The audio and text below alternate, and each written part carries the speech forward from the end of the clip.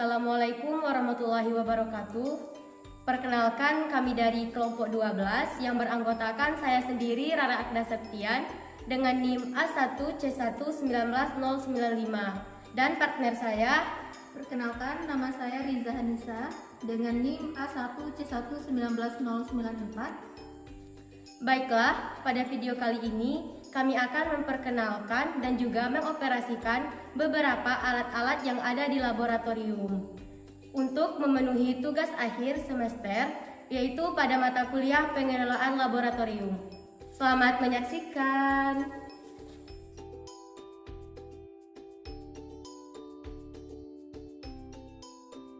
Baiklah, di sini yang pertama saya akan menjelaskan yaitu mengenai tabung reaksi. Nah, tabung reaksi ini merupakan salah satu alat yang ada di laboratorium yang digunakan untuk mencampur atau menampung larutan. Selain itu, tabung reaksi ini juga digunakan untuk mereaksikan dua larutan atau lebih. Selanjutnya, cara penggunaan dari tabung reaksi ini adalah kita siapkan tabung reaksi yang telah dibersihkan, kemudian kita masukkan larutan yang telah disediakan untuk dituangkan ke dalam tabung reaksi. Kita harus menuangkannya secara hati-hati agar tidak tumpah.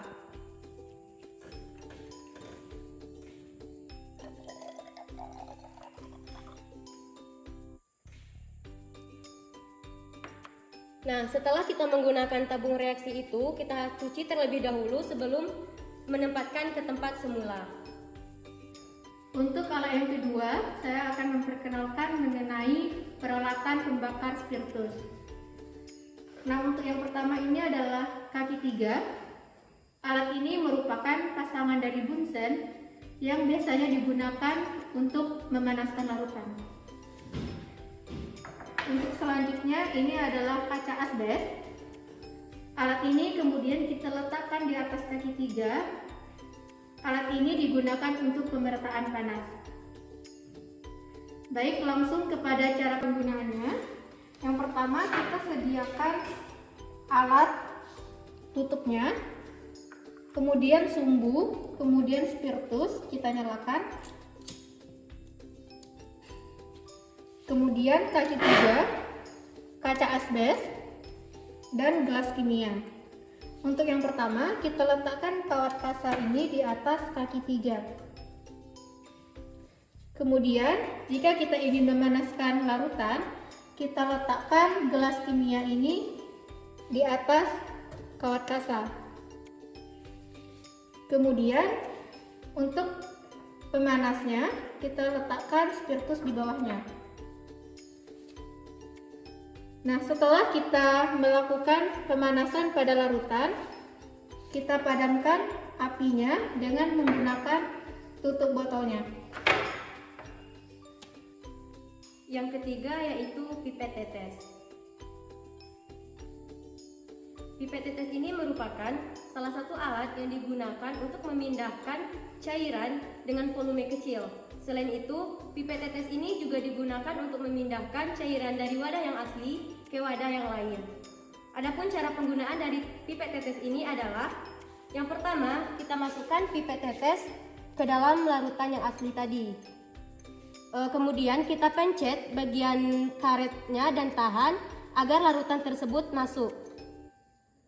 Kemudian dipindahkan ke dalam wadah yang lain dengan cara menekan kembali karet yang ada di bagian ujung dan tahan agar larutan tersebut bisa keluar.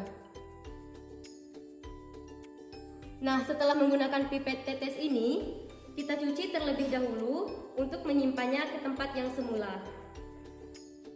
Untuk yang keempat, di sini saya akan memperkenalkan gelas kimia. Fungsinya ini adalah untuk mengaduk, menampung, mencampurkan, dan memanaskan larutan yang akan kita gunakan di penelitian ini. Nah, untuk cara penggunaannya, ke dalam larutan yang sudah kita sediakan pada gelas ukur, kita masukkan ke dalam gelas kimia.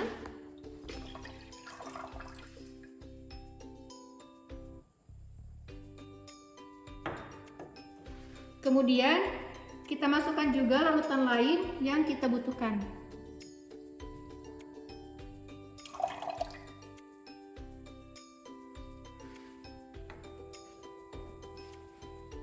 Apabila kita sudah menggunakan alat tersebut, kita bersihkan, kemudian kita letakkan pada tempatnya. Selanjutnya, yang kelima yaitu corong kaca. Nah, corong kaca ini merupakan salah satu alat laboratorium yang digunakan sebagai alat bantu untuk memindahkan larutan dari wadah yang asli ke wadah yang lainnya. Selain itu, corong kaca ini juga digunakan sebagai alat bantu dalam melakukan penyaringan, yaitu tempat meletakkan kertas saring. Sebagai contoh, cara penggunaan dari corong kaca ini adalah untuk memindahkan larutan dari wadah yang pertama ke wadah yang lainnya, yaitu dengan cara kita posisikan terlebih dahulu corong kaca ini dengan baik. Kita pastikan bahwa corong kaca ini telah diposisikan dengan benar. Kemudian kita ambil larutan yang ingin dituangkan tersebut dengan bantuan corong kaca tadi, lalu dimasukkan dengan hati-hati.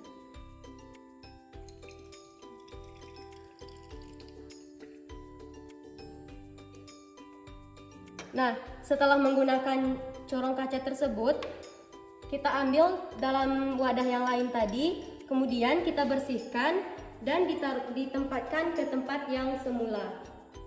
Untuk yang keenam, saya akan memperkenalkan alat laboratorium yaitu gelas ukur.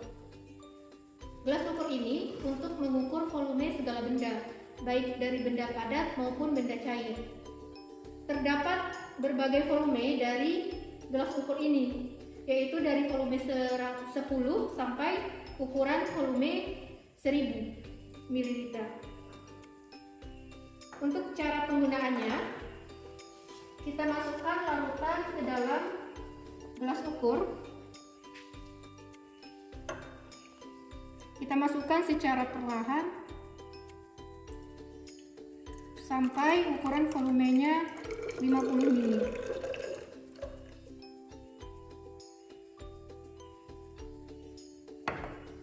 Apabila berlebih, kita kurangi dengan menggunakan pipet tetes.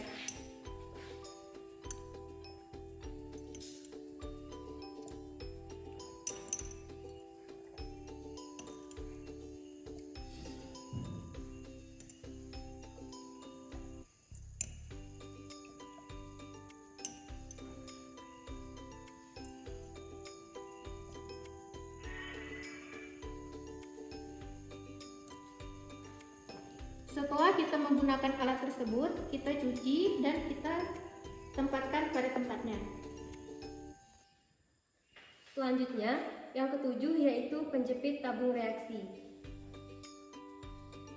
Nah, penjepit tabung reaksi ini merupakan alat yang ada di laboratorium yang digunakan untuk mengambil atau memindahkan tabung reaksi. Contoh dari cara penggunaan penjepit tabung reaksi ini yaitu misalnya kita ingin memindahkan tabung reaksi dari rak tabung reaksi ke dalam penanas. Maka penggunaan penjepit tabung reaksi ini adalah dipegang dengan satu tangan, kemudian dibuka pada bagian tengahnya sedikit, lalu kita angkat tabung reaksi dan kemudian dipindahkan ke dalam penanas yang telah disediakan. Nah, setelah digunakan, kita letakkan kembali tabung reaksi ini ke atas rak tabung reaksi. Untuk mengembalikannya, kita buka sedikit lagi dan kemudian ditutup dan diletakkan ke tempat yang telah disediakan atau ke tempat semula. Untuk yang selanjutnya, yaitu untuk yang ke-8, yaitu batang pengaduk. Batang pengaduk ini fungsinya untuk membantu dalam pencampuran larutan yang belum tercampur. Untuk cara penggunaannya, kita masukkan zat yang akan kita campurkan ke dalam gelas kimia.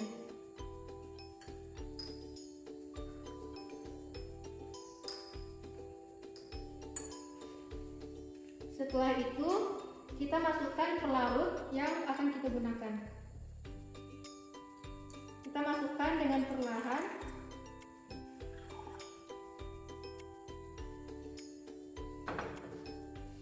Kemudian kita aduk dengan menggunakan batang pengaduk. Aduk secara hati-hati dengan cara satu arah, memutar dengan satu arah, dan jangan sampai batang pengaduk mengenai dinding gelas kimia. aduk sampai larutannya larut dengan sempurna.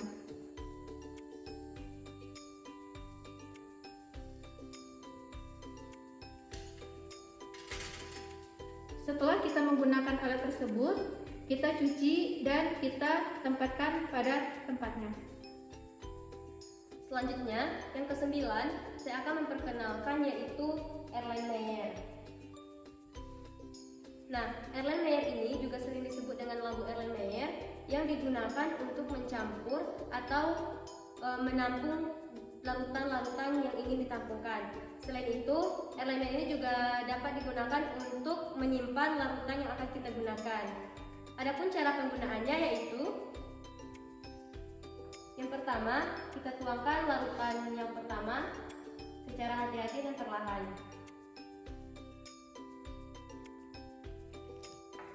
Selanjutnya, dimasukkan lagi larutan yang kedua.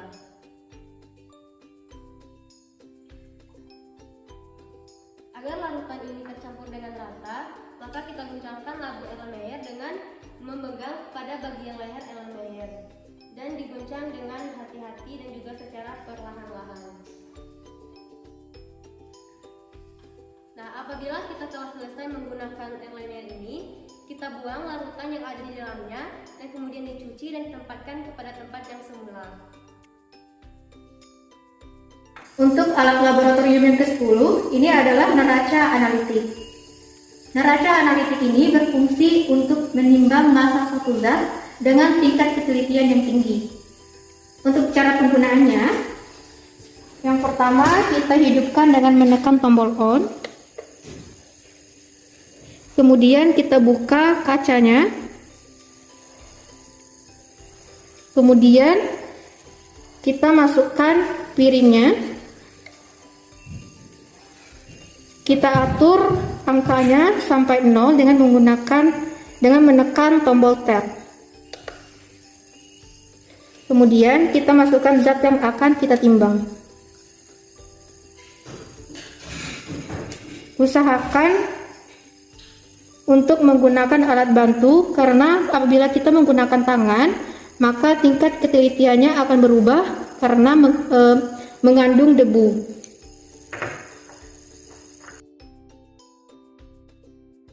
Kemudian setelah kita timbang, kita ambil. Dan setelah kita menggunakannya, kita matikan. Dan kita tempatkan pada tempat yang semula. Baiklah, selanjutnya alat yang ke-11 yaitu cawan porselen. Nah, cawan porselen ini merupakan alat laboratorium yang digunakan sebagai wadah untuk penampungan seperti bahan padat ataupun larutan. Selain itu, cawan porselen ini juga bisa digunakan untuk melakukan penguapan. Cara penggunaannya yaitu apabila menggunakan larutan, kita masukkan larutan yang akan kita kristalisasi tersebut ke dalam cawan porselen. Kemudian diletakkan di atas pemanas spiritus. Lalu dilakukan pemanasan dengan menggunakan spiritus.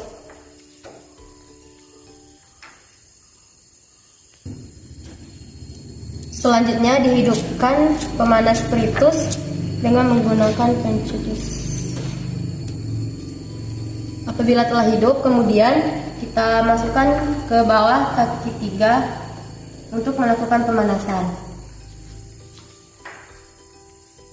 Nah, kemudian apabila telah dilakukan kristalisasi tersebut, untuk mengangkatnya dari pemanas spiritus ini, kita gunakan alat bantuan seperti penjepit untuk mengambil cawan porselen yang ada di atasnya. Karena cawan porselen ini akan terasa panas.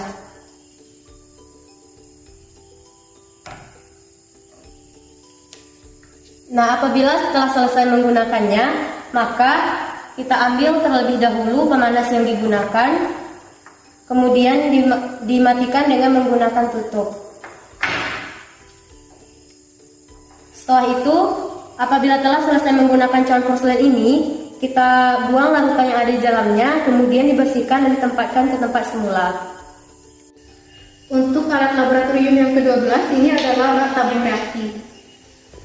Rak tabung reaksi ini digunakan untuk menyimpan, meletakkan, dan mengeringkan tabung reaksi. Cara menggunakannya, kita letakkan tabung reaksi ini ke dalam lubang pada rak tabung reaksi. Tujuannya agar kita tidak terus-terusan memegangnya dengan menggunakan tangan pada saat reaksi berlangsung.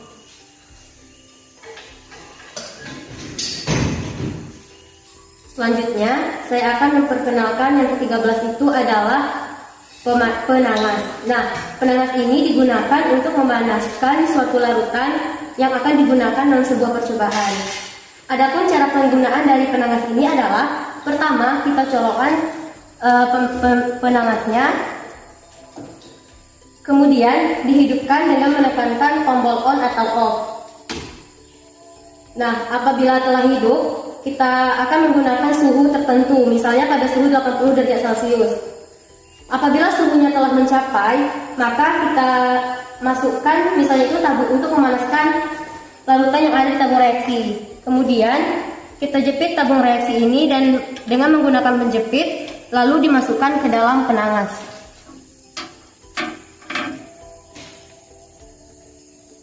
Apabila telah panas, kita keluarkan dari penangas ini dan diletakkan kembali pada rak tabung reaksi.